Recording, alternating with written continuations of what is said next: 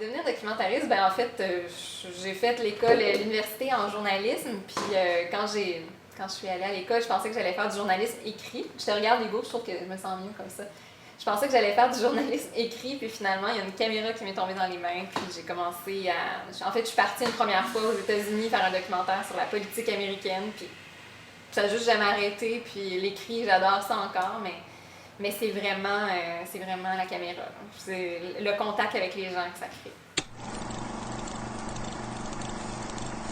Ben, Julie, elle avait déjà participé à un projet au Guatemala avec un groupe. Elle avait déjà réalisé un film. Puis le portrait qu'elle m'a dressé du Guatemala, ça m'a vraiment intrigué. Moi, je suis quelqu'un qui voyage beaucoup, j'aime voyager.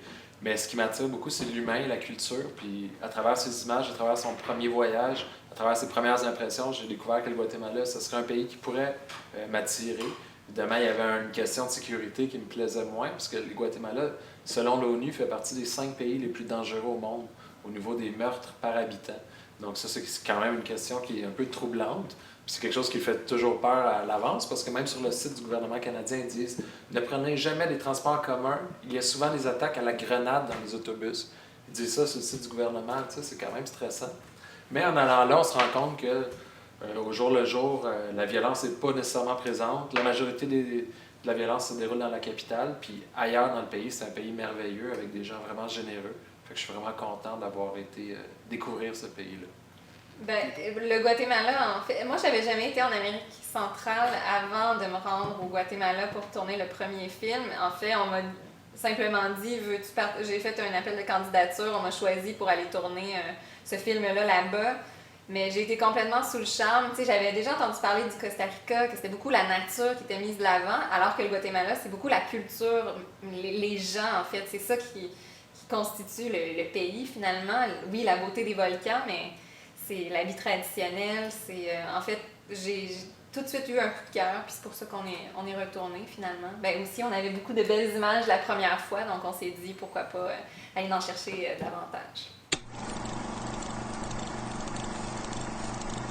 Au niveau de la sécurité, c'est stressant parce qu'on part avec un équipement caméra, on s'en va dans des endroits, on veut sortir des sentiers battus. Fait qu'il y a tout le temps une petite peur par rapport à ça.